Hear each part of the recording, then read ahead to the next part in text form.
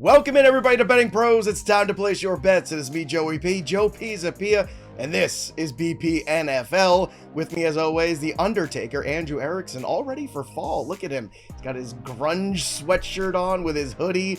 I'm not sure if he's Eddie Vedder or a Gilmore Girl. I'll figure that out by the end of the show. And the Welsh. Woe is me, Welsh, who was so upset last week in week 2 because week 1 was rough.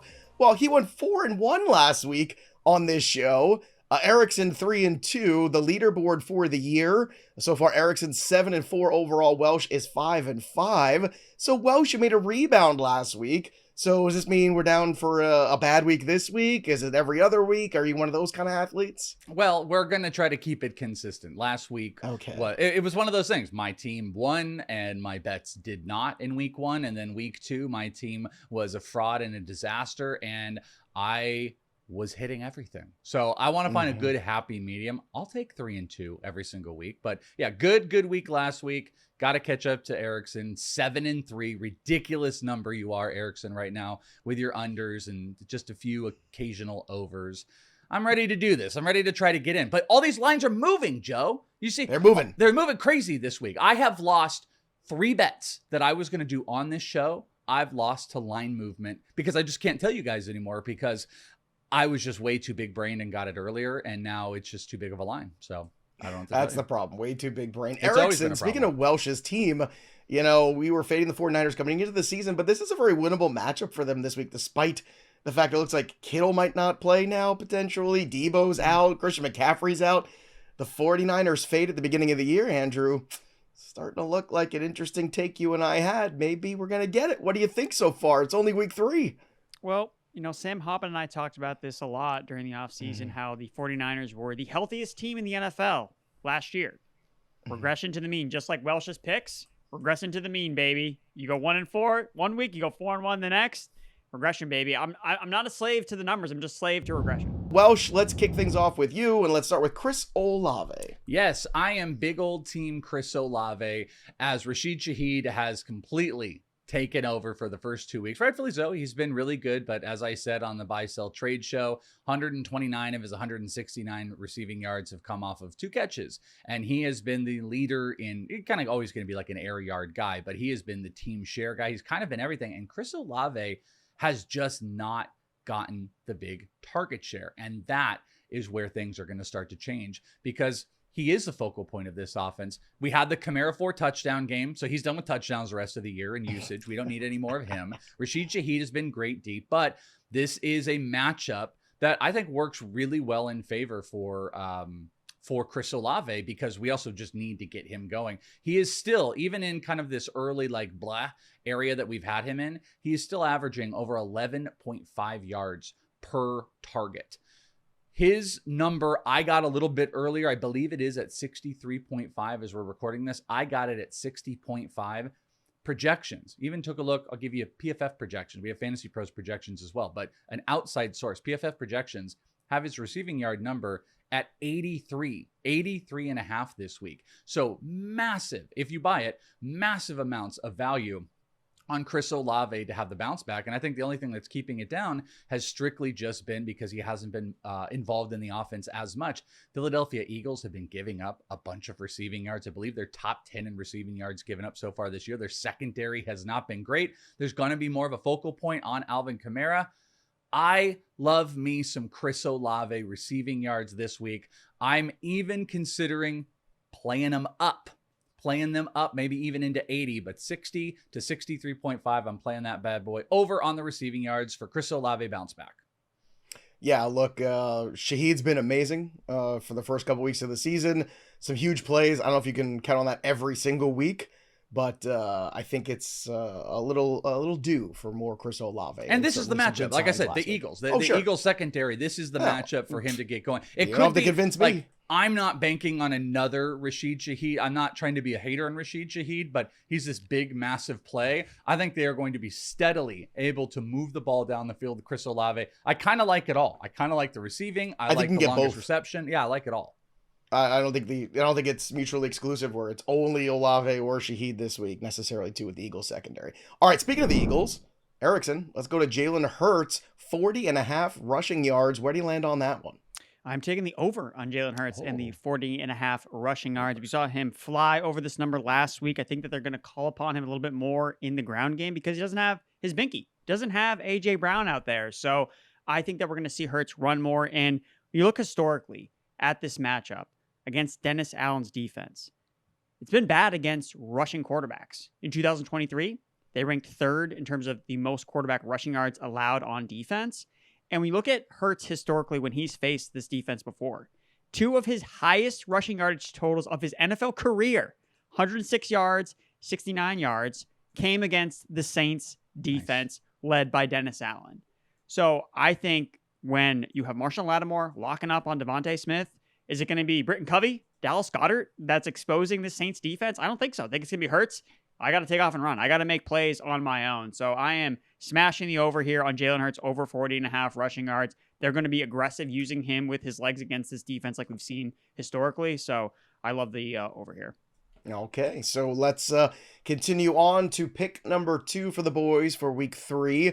A lot of news has been made this week about what the Kansas City backfield is going to look like now that Isaiah Pacheco's going to miss time. Kareem Hunt is getting in the mix.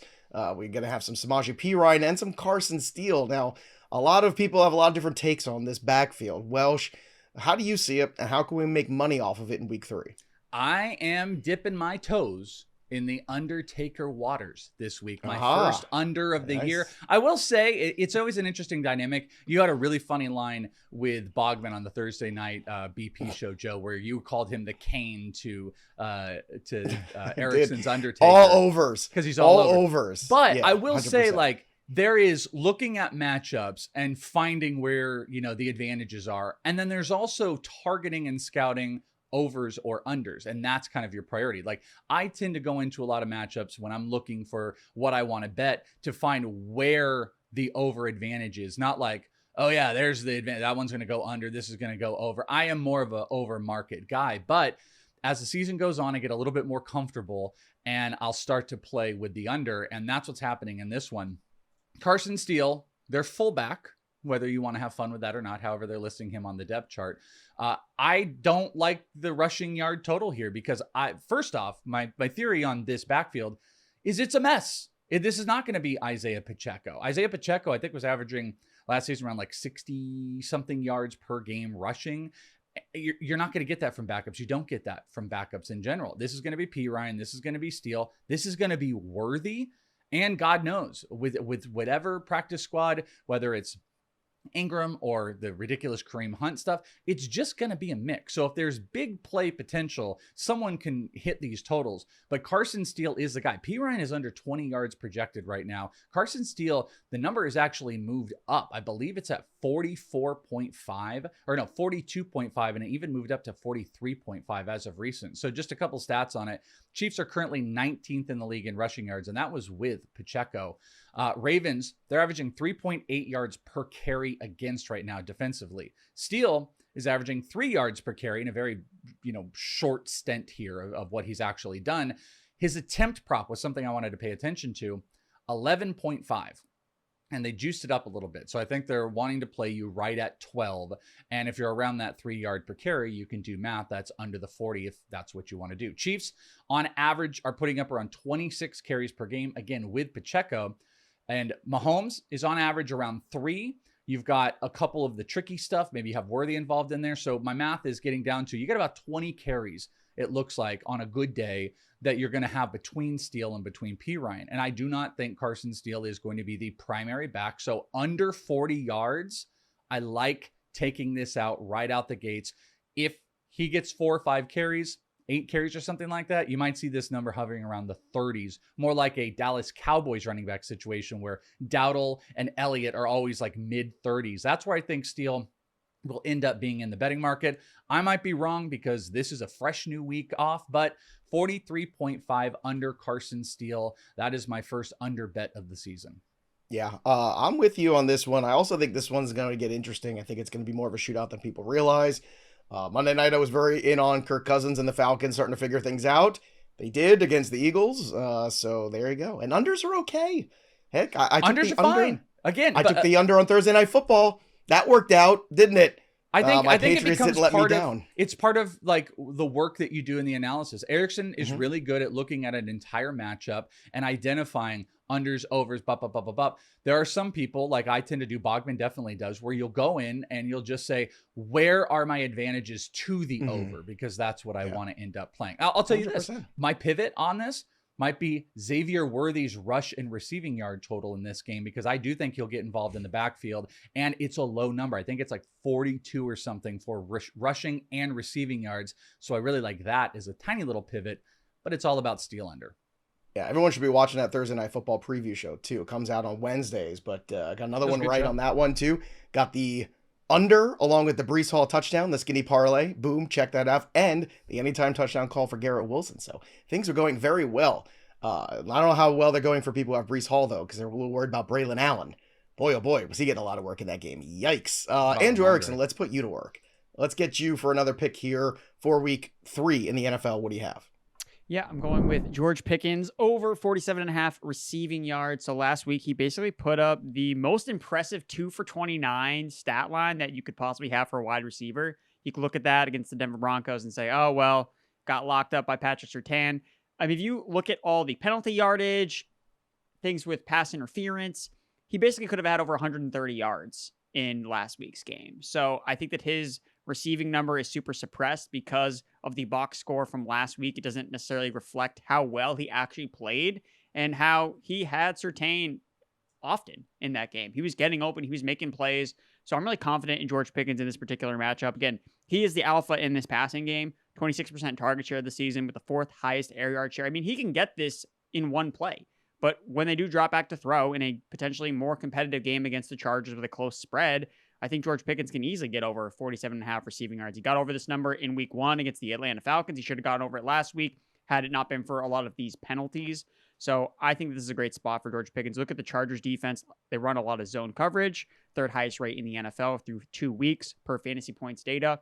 And Pickens ranks 12th in the NFL in yards per route run against zone coverage. So as the clear alpha in the Steelers passing game, I think that he's going to get at least 50 receiving yards. So he had a 51-yard catch against Surtain last week in coverage. So I like Pickens a lot. I love this one. This is on my card that's not on the show, by the way. The line was moving around. Well, that means it's definitely going to hit then. I hope. Because it wasn't on there. And then, next week, see, I should have had Pickens. I was actually shocked when I saw that Erickson had this on here, because I don't think we've had a whole lot of like crossover so far this year, but it is literally on my own personal card. Also, 7th highest team yard percentage, like 41. Like it's one of the 7th highest in the league. And projections are well over 50 for him on across the sites right now. So I am completely with Erickson on this one. All right, before we get to picks number 3 for the boys, quick shout out to everybody who's watching today. Make sure, if you haven't already, you check out the prop bet cheat sheet available on Betting Pros. So I know most of you have the app already. If you haven't, download the app, sync your sportsbooks for free, but check out the prop bet cheat sheet because it is the best way to maximize all your prop bets and get the most success out of what's going on in the prop market. You instantly compare sportsbook lines with expert projections, and you can find the best value, and that's what we're all about here, finding the best value for all of our bets. Customize your bets by filtering props by matchups, odds, and bet type, and ensure that you'll only see the most profitable opportunities. You get tailored recommendations and track winning records. And with ease, you'll be able to compare and contrast using the tool and make the best choices you possibly can. Take your prop betting to the next level at bettingpros.com/props, or just go to Betting Pros app and look for the prop bet cheat sheet. It's the best way to make the most of all of your prop bets. All right, let's go to pick number 3 for the boys and back to your 49ers, you homer. Let's go, Welsh.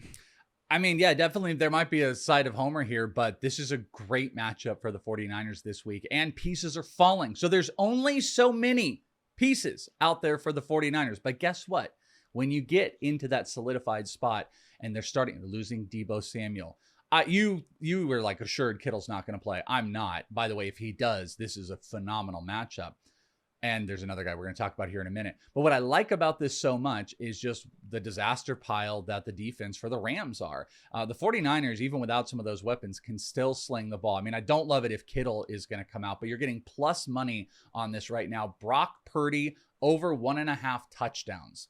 And this one is so nice because the Rams so far, they're averaging 2 passing touchdowns given up per game. Brock Purdy has been lighting up. They're second, the 49ers are, in passing yards in the NFL, even though Jordan Mason has been going off. And the Rams, they're giving up the 9th most passing yards. So this is an advantage for a team that has been able to throw the ball, can throw the ball, and a defense that gives up the ball in the air.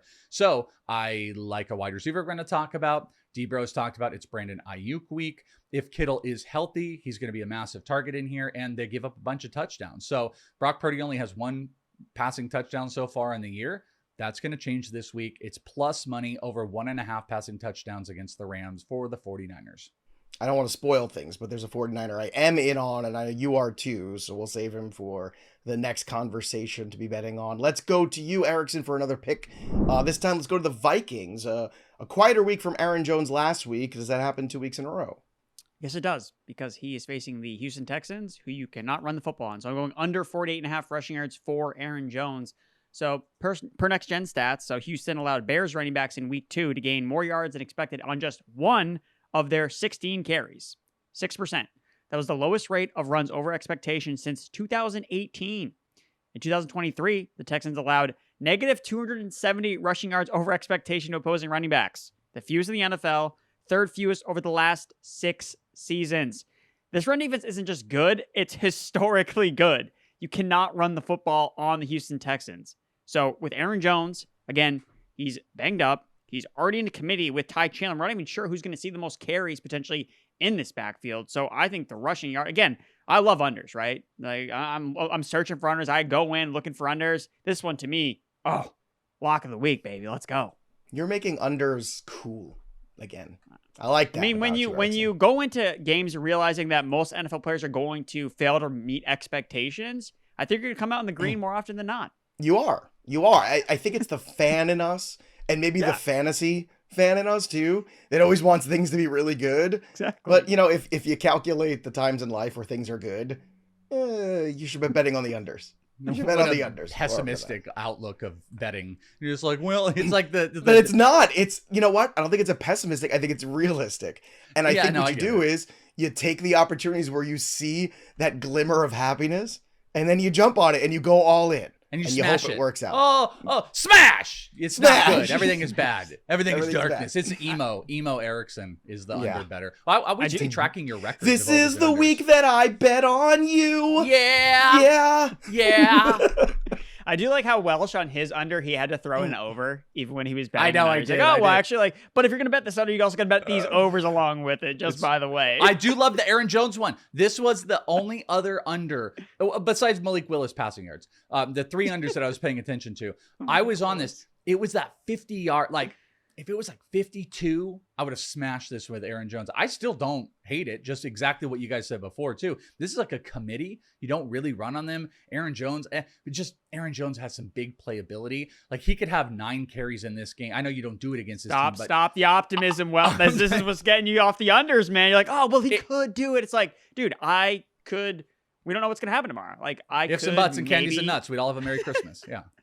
I guess so. I want to know more. I want more emo related betting songs. Now that's gonna be my new obsession of stuff. Yeah. All right, let's get back to Welsh for another 49er. This one though, I'm in on. I've already bet it. I bet it early too.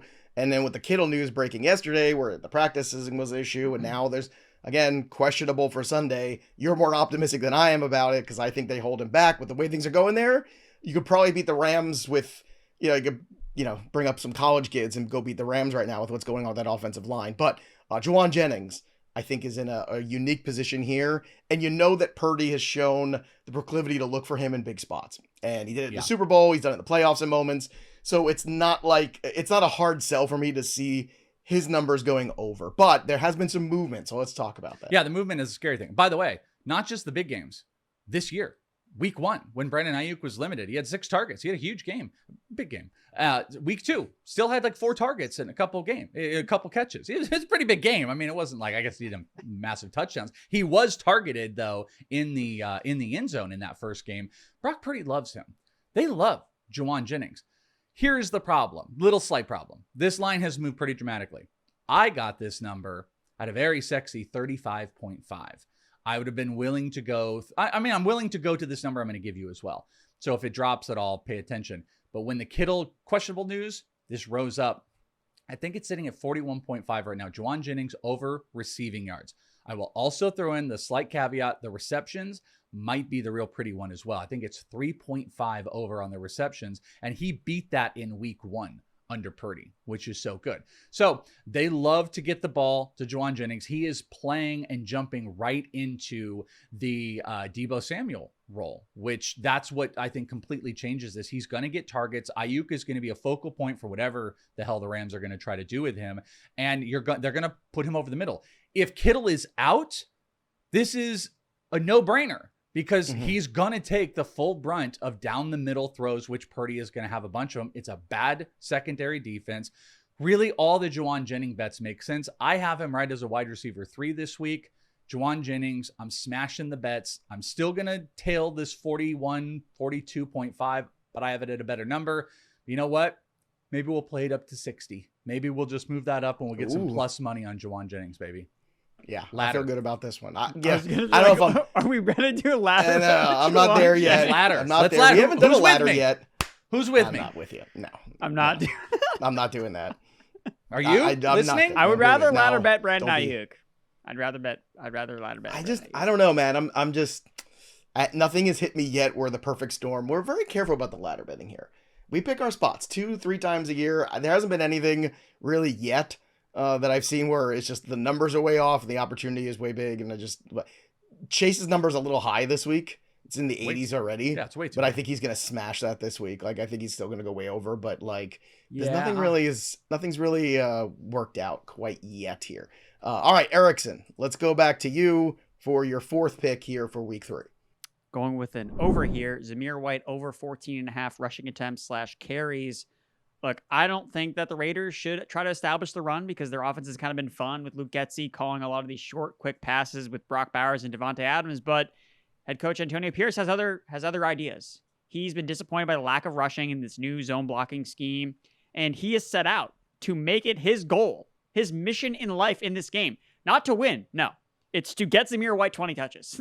That's all this man wants is to get Zamir WHite 20 touches at what cost? I don't know. Potentially winning this game, covering the 5.5 point spread. Honestly, it could happen. But Zamir WHite's going to get at least 15 carries in this game. And it could be for 30 yards because I don't think that he's actually going to be effective even against this Carolina Panthers run defense, which is why I'm taking the over on attempts and not rushing yardage because I don't think White really fits this scheme. But it's a high Antonio number Pierce, too. Yeah, I'm not touching the yardage, but with the carries, the usage, Antonio Pierce is doubling down. Like, he's seen Zamir WHite struggle rushing the ball the last 2 weeks, and he still wants to give this guy 20 carries. So it could be a 20 for, like I said, 20 carries for 40 yards and maybe a touchdown.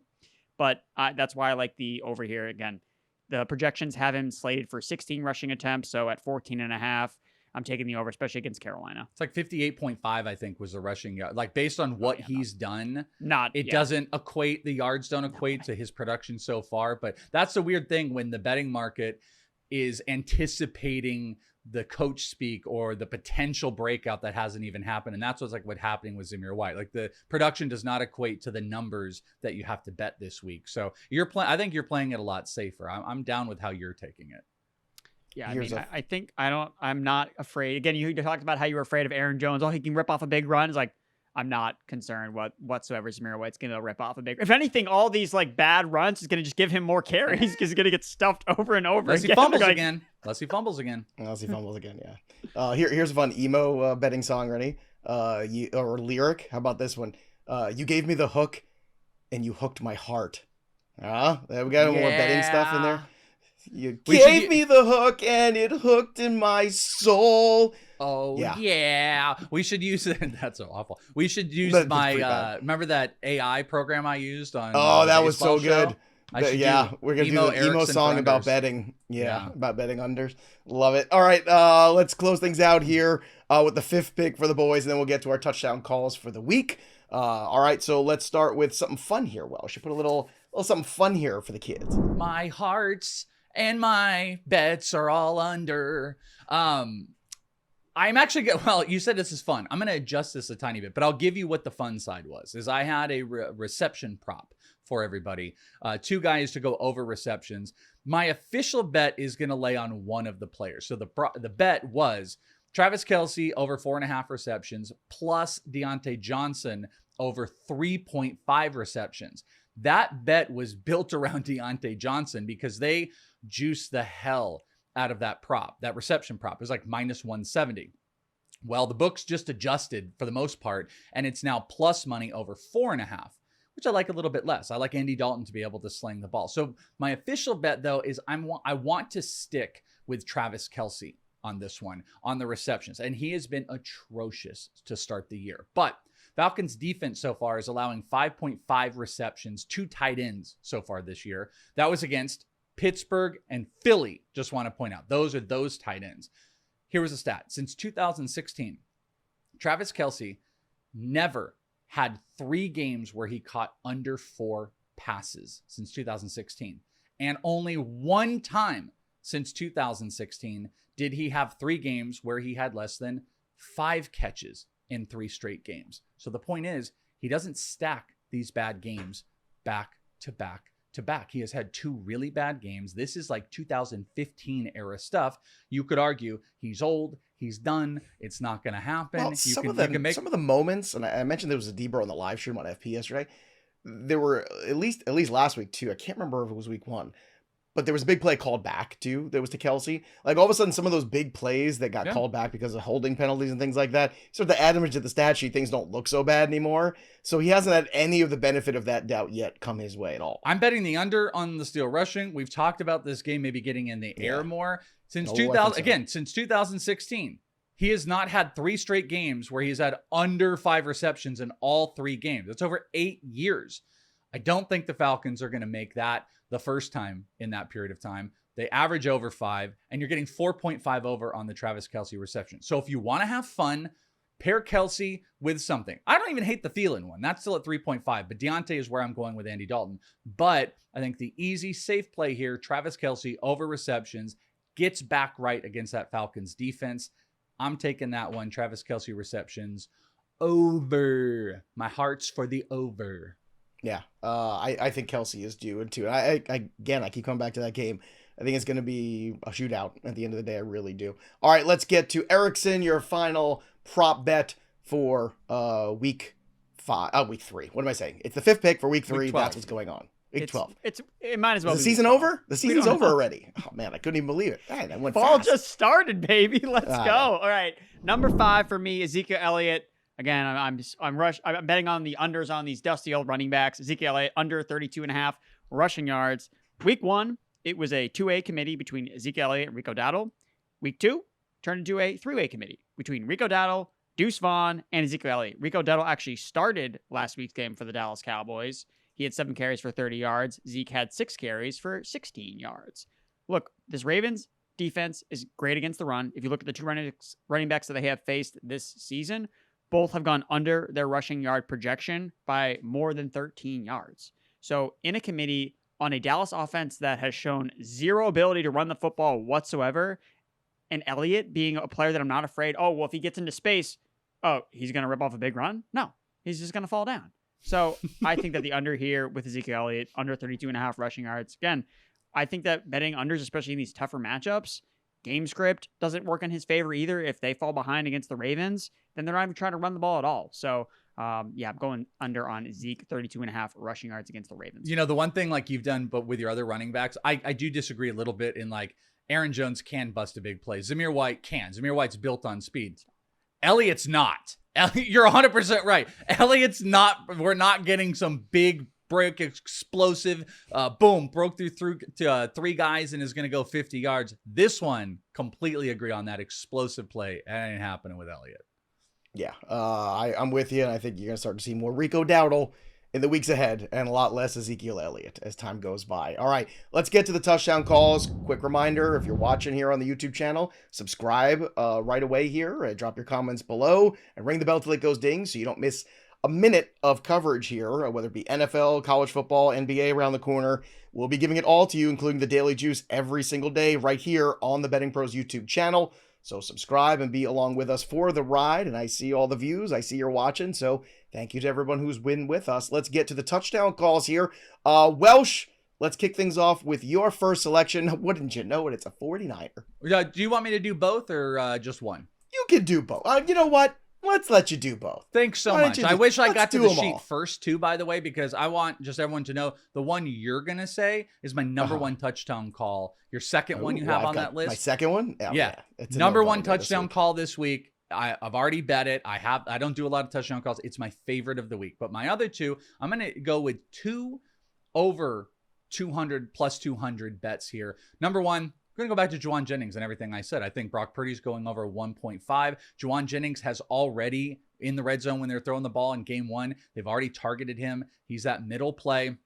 He's a touchdown guy. And hey, they don't have Deebo Samuel in there. Deebo Samuel has been one of their big red zone guys. Obviously, they're going to try to run it with Jordan Mason.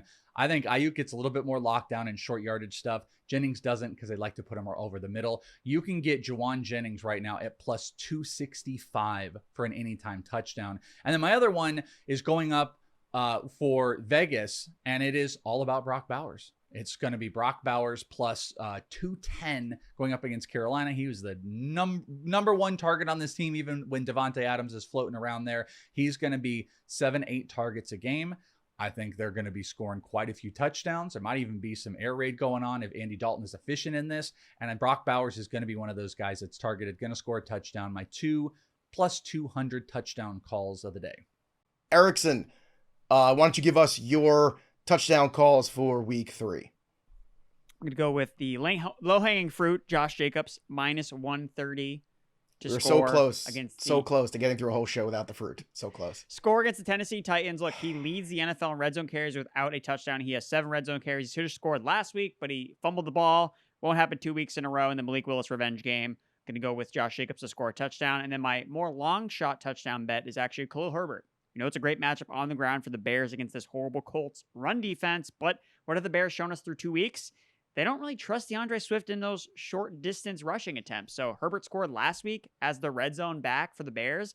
I think that they could take out Swift if they get near the goal line, put Herbert in. I think he's going to score at plus 380. I love those odds. Okay. There you go, everybody. Those are 2 from Erickson. For me, I'm going with Tyreek Hill plus 175. Everyone is just counting out the Dolphins, and I don't know if I'm there yet. I'm not sure if I'm sold on the Seattle Seahawks just because they played Denver and the Patriots so far as this like vaunted defense. Maybe they are. We'll find out now. They are getting the Dolphins without Tua, but I still think Tyreek Hill can score a touchdown. You're getting a great number on Tyreek Hill, a guy that's sometimes in the negative. You're getting a plus 175. I can't say no to that. He is too explosive. He's too good. And it's too much of an us against the world mentality with some extra rest, too. I love that, too. They've got some extra time off. That's a dangerous thing for a team with speed. And the guy that I think is going to absolutely smash in week 3. Give me all the Burrow along with Jamar Chase. Jamar Chase plus 110 to score a touchdown. I'm over on his 81.5 number as well. Even though it's a high number, I think this is the time against the Washington Commanders secondary that's been terrible this year. That's just the coming out party. I mean, if you're going to keep talking Cincinnati Bengals, you got to start walking. And I think this is when the walk begins. Week 3 for Joe Burrow and the Bengals. Monday night, let's go. And I think Chase is going to absolutely smash. I might even go 2 touchdowns for Chase in this one too, if you're feeling frisky. So lots of ways to make money there. And speaking of touchdowns, our touchdown score report at bettingpros.com/touchdown is available right now. So if you're looking for an edge in touchdown bets, our touchdown score report comes with anytime touchdown stats to prop bets, odds, and projections as well to help identify the best anytime touchdown bets that you're going to find. So head over to bettingpros.com/touchdown for the latest touchdown prop analysis today. All right, everybody, have a great week 3. Boys, good luck with all of your bets. And of course, don't forget to subscribe to the channel. Everybody who's watching, drop your comments below and ring the bell till it goes ding right here on Betting Pros. We'll be back again next week to do it all again. That'll do it for us, but the story of the game goes on. For The Undertaker and the Welsh, I'm Joey P. We'll see you next time, kids. Yeah.